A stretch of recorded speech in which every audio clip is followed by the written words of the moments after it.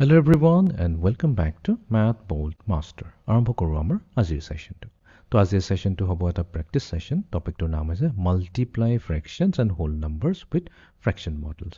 Let us begin. তো ইয়াতে how can we calculate the shaded area? তো আমাক সুধিছে এই shaded area আমাক তিনটা হোল দিছে মানে তিনটা সার্কেল দিছে তিনটা সার্কেলক each সার্কেলত চাৰিটা ইকুৱেল পাৰ্টছত ডিভাইড কৰা আছে ফাৰ্ষ্টত সেকেন্ডত থাৰ্ডত তিনটাৰে সেম চাৰিটা ইকুৱেল পাৰ্টছত ডিভাইড কৰিছে এটা প্ৰথম সাৰ্কেলটো যদি চাওঁ তাতে আছে আমাৰ 1/3 সেকেন্ড সাৰ্কেলটো যদি চাওঁ তাতেও 1/4 হয় একচুয়ালি চাৰিটা ইকুৱেল পাৰ্টছত যেটো ডিভাইড আছে তো আমি ক'ব লাগিব 1/4 তো এই পাৰ্টটো হৈ গৈছে 1/4 ঠিক তেনেকৈ এই শেডেড ৰিজনটো হৈ যাব 1/4 আৰু এই শেডেড ৰিজনটো হৈ যাব আমাৰ 1/4 এতিয়া আমাক সুধিছে how can we calculate the shaded area তো এই shaded area টো আমি কেনেকৈ ক্যালকুলেট কৰিব পাৰো তো ইয়াতে আমাক অপশন দিছে তো আমি ইয়াতে চাব পাৰো যে আমি যদি অপশন সি টো চাওঁ সবতকৈ ইজি হয় তো শেডেড এৰিয়া ওলাবৰ কাৰণে আমি কি কৰিম তিনিটা শেডেড ৰিজন এড কৰিলে হ'ল ৰাইট ফাৰ্ষ্টৰটো সেকেন্ডৰটো আৰু থাৰ্ডৰ ইচ ডট আছে 1/4 1/4 1/4 আমি এড কৰিলো তো তেনেকৈ আমি আনসাৰটো পাই যাম অৰ এই বস্তুটোকে 1/4 টো আমি তিনিবাৰ লিখিছো এটোকে সেম টু সেম আমি এনেকৈ লিখিব 3 multiplied to 1/4 তো 1/4 আমাৰ তিনিবাৰ ৰিপিট হৈ আছে তো এখানে 3 multiplied to 1/4 তো বিও হৈ যাব আমাৰ কাৰেক্ট আনসাৰ তো আমাৰ ইয়াতে option B and C correct হয় Okay, next question. How can we calculate the shaded area? ঠিক আছে তো ইয়াতে shaded area কেনেকৈ ক্যালকুলেট কৰিম তো ফাৰ্স্ট অফ অল আমি ফাৰ্স্ট ৰেক্টেংগলটো যদি চাওঁ তিনটা ইকুৱেল ডিভিজন আছে তো তিনিটাৰে কেটা পাৰ্সেন্ট শেড কৰা আছে দুটা পাৰ্সেন্ট শেড কৰা আছে 2/3 সেম টু সেম তলৰ ৰেক্টেংগলটো হৈ আছে 3 নম্বৰটো হৈ আছে এণ্ড 4 নম্বৰ ৰেক্টেংগলটো এটো আছে 2/3 2/3 2/3 আছে তো আমি অপশনত চাই লওঁ তো আমি কি কৰিব পাৰিম তো আমাক কৈছে how can we calculate the shaded area তো shaded area ক্যালকুলেট কৰিব কাৰণে প্ৰিভিয়াস এক্সাম্পলৰ যদি হেল্পটো লওঁ তেনেহলে আমি কি কৰিব পাৰোঁ গোটেইখিনি 2/3 2/3 একটা চাৰিবাৰ ৰিপিট হৈ আছে তো আমি এটো চাৰিবাৰ এড কৰি দিম সো 2/3 2/3 2/3 বাট এই বস্তুটো অপশনত নাই যেহেতু অপশনত নাই কোনো প্ৰবলেম নাই আমি এটোটো কৰিব পাৰিম যে এটো যেহেতু চাৰিবাৰ ৰিপিট হৈছে তো এটো আমি তো এনেকৈ লিখিব পাৰিম 4 multiplied to 2/3 তো ইয়াতে এটা অপশন আছে option B 4 multiplied to 2/3 or আমি এটো এনেকৈ কৰিব পাৰো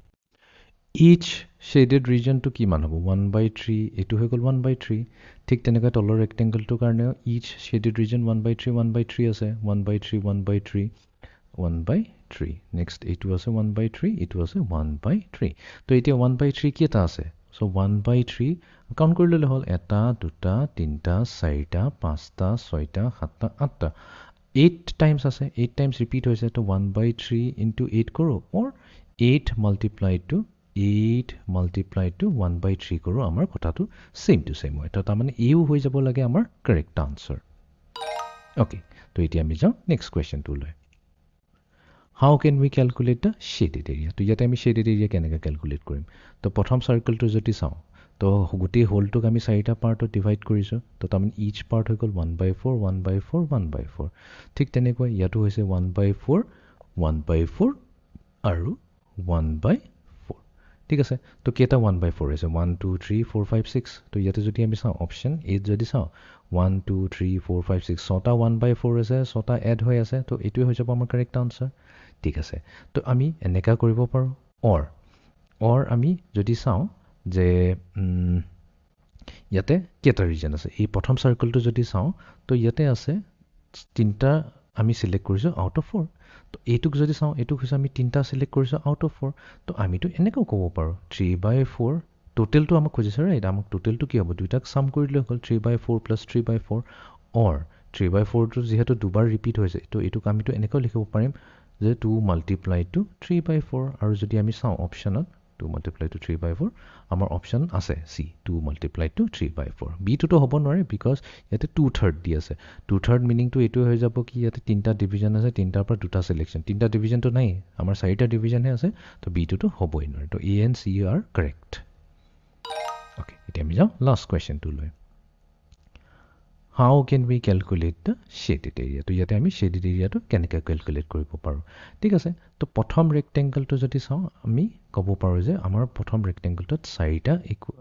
ইকুৱেল পাৰ্ট আছে আৰু চাৰিটাৰে আমাৰ তিনটা পাৰ্ট আমি সিলেক্ট কৰিছো তাৰ মানে ইচ পাৰ্ট কিমান হ'ব 1/4 1/4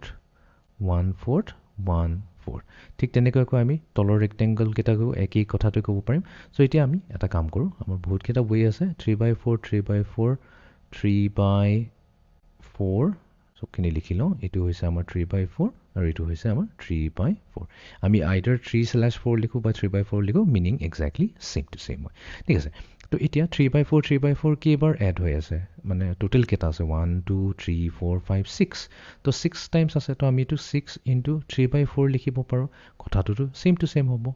অৰ আমি এটো এনেকাও ক'ব পাৰো যে বলে আমাৰ টোটাল 1/4 কেটা আছে 1 2 3 4 5 6 7 8 9 10 11 12 13 14 15 16 17 18 আমি এটো এনেকাও ক'ব পাৰো আমাৰ তাত 18 টা কি আছে 1/4 আছে 18 টা 1/4 টো আছে তো আমি এটা অপচন চাইলো কোন কোনটা আছে তো 18 টা 1/4 এটো কারেক্ট আনসার হ'ব বা আমি এটো ক'ব পাৰো 6 * 3/4 6 * 3/4 সেম টু সেম হয় মিনিং সেম টু সেম হয় ওকে তো আমাৰ এটো আসলে আজি সেশনটো multiply fractions and whole numbers with fraction models so see you in the next session thank U